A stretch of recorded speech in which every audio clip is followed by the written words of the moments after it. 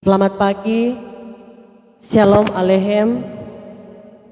Hari ini Rabu 27 Juli tahun 2022 bersama saya Pendeta Rimelia Sumual STH dari Gedung Gereja Jemaat Gemim Sion Madidir Ure mengajak kepada Bapak Ibu Saudara sekalian untuk beribadah mengawali akan seluruh tugas aktivitas di sepanjang hari ini.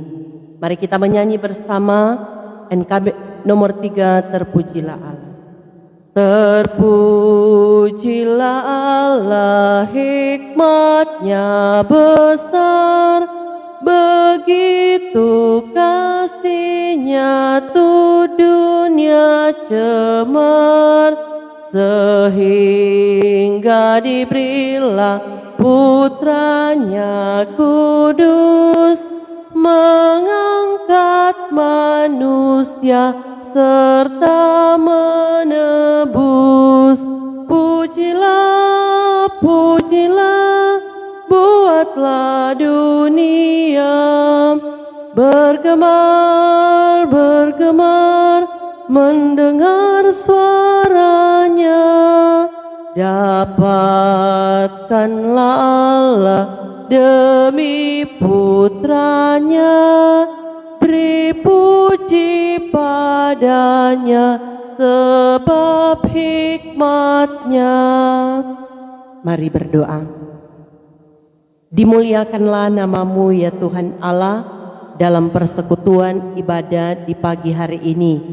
Bersyukur oleh karena berkat pemeliharaan Tuhan di dalam perjalanan kehidupan kami, sehingga di malam hari yang telah kami lewati, ketika kami beristirahat, kami sudah boleh dijaga, dilindungi oleh Tuhan, dan di pagi yang indah ini kami pun boleh dibangunkan dengan tubuh yang sehat dan diberkati. Mengawali akan seluruh tugas aktivitas di sepanjang hari ini, kami hendak beribadah kepadamu. Di dalamnya kami akan membaca dan merenungkan berita firman. Biarlah firman yang akan kami baca dan renungkan bersama itu pun akan terus memberikan motivasi bagi kami di dalam menapaki kehidupan yang dianugerahkan oleh Tuhan. Ampuni kami dari setiap salah dan dosa yang telah kami perbuat melawan kehendak-Mu, dan biarlah ibadah di pagi hari ini hanya boleh jadi di dalam nama Allah Bapa, Anak, dan Roh Kudus. Amin. Saat ini kita akan membaca Alkitab, dan pembacaan di saat ini terambil dalam 1 Korintus pasalnya yang ke-10 ayat 21 dan ayatnya yang ke-22. Sekali lagi 1 Korintus pasal 10 ayat 21 dan 22 bunyinya sebagai berikut. Kamu tidak dapat minum dari cawan Tuhan dan juga dari cawan roh-roh jahat. Kamu tidak dapat mendapat bagian dalam perjamuan Tuhan dan juga dalam perjamuan roh-roh jahat. Atau maukah kita membangkitkan cemburu Tuhan? Apakah kita lebih kuat daripada Dia? Demikianlah firman Tuhan. Sebelum kita akan merenungkan firman Tuhan di saat ini, marilah kita mengaku pengakuan kita menurut pengakuan iman rasuli.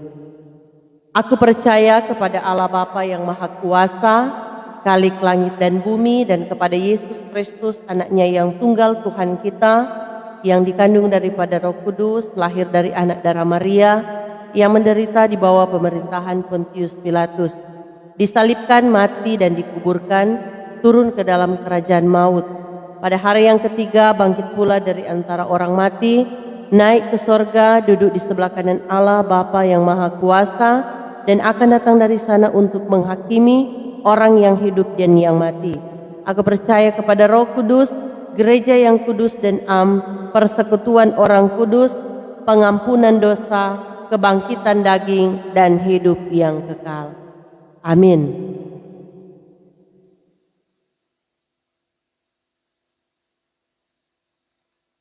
Bapak Ibu Saudaraku yang diberkati oleh Tuhan kita Yesus Kristus, umat Tuhan yang ada di Korintus adalah umat Tuhan yang sudah menerima Injil melalui pekabaran Injil yang dilakukan oleh Paulus.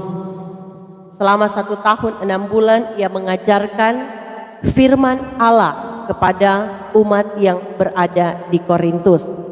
Dan melalui pemberitaan yang dilakukan oleh Paulus, banyak orang-orang yang berada di Korintus menjadi percaya dan memberi diri mereka untuk dibaptis. Nah, setelah menjadi percaya tentu ada tanggung jawab yang harus dilakukan oleh umat yang berada di Korintus, yaitu menjaga, memelihara dan mempertahankan kemurnian iman kepada Yesus Kristus. Namun justru pada waktu itu mereka diperhadapkan dengan tantangan dan pergumulan. Masalah yang mereka hadapi pada waktu itu adalah gaya hidup umat yang berada di Korintus yang serba bebas. Jadi dalam hal ini orang-orang yang berada di Korintus dalam segala sesuatu diperbolehkan. Segala sesuatu bagi umat yang berada di Korintus itu dianggap halal. Dan gaya bebas seperti inilah yang menimbulkan perselisihan, perpecahan, adanya tindakan imoralitas, terjadi penyembahan berhala, bahkan juga penyimpangan-penyimpangan dalam perjamuan kudus. Nah, oleh karena itu dalam bagian firman Tuhan yang kita baca dan renungkan di saat ini bertujuan untuk menegur dan menasehatkan, mengajarkan kepada umat yang berada di Korintus yang telah menerima Injil Kristus dan percaya kepada Yesus Kristus, agar supaya mereka benar-benar dan sungguh-sungguh hanya menyembah Allah dan hidup melakukan kebenaran. Nah, dalam bacaan firman Tuhan di pagi hari ini diingatkan bahwa sikap dan iman mendua akan membuat ada pihak yang terluka dan berduka. Nah, karena itu Rasul Paulus memperingatkan agar janganlah kamu mendukakan Roh Kudus Allah. Bahkan mendua hati iman mendukakan Roh Kudus. Kata Yesus Kristus, mendukakan dan menghujat Roh Kudus adalah dosa yang tidak terampuni. Nah, belajar dari bagian firman Tuhan di saat ini, saudara-saudara, firman Tuhan mengingatkan saudara dan saya agar menghindar dan menjauhi diri dari praktek hidup mendua yang membuat orang lain disakiti, dilukai, dan dilecehkan. Mendua iman dan perhatian membuat Tuhan Yesus cemburu.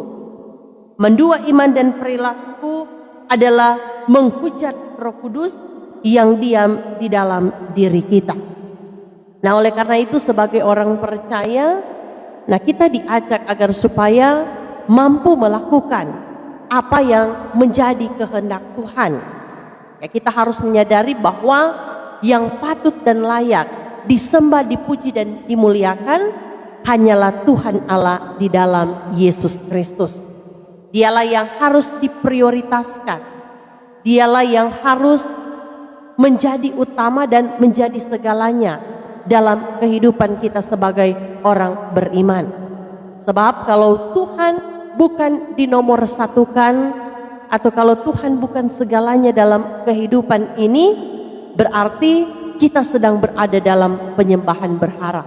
Sekali lagi, kalau Tuhan bukan diprioritaskan, bukan menjadi yang utama dan segalanya dalam kehidupan ini, dan mungkin ada yang lain yang kita utamakan, berarti kita sedang berada dalam praktek penyembahan berhala. Nah, oleh karena itu teruslah meminta hikmat yang berasal daripada Tuhan agar kita dimampukan untuk melakukan hal-hal yang berkenan di hadapan Tuhan. Nah, kita bersyukur karena anugerah keselamatan yang diberikan oleh Tuhan kepada kita, sehingga sampai hari ini kita pun masih diberikan kesempatan untuk menjalani kehidupan ini. Karena itu meresponi setiap kebaikan Tuhan di dalam kehidupan yang kita jalani, isilah kehidupan ini dengan hal-hal yang bertanggung jawab. Lakukanlah apa yang menjadi kehendak Tuhan untuk diberlakukan di dalam kehidupan setiap hari. Tuhan memampukan kita. Amin.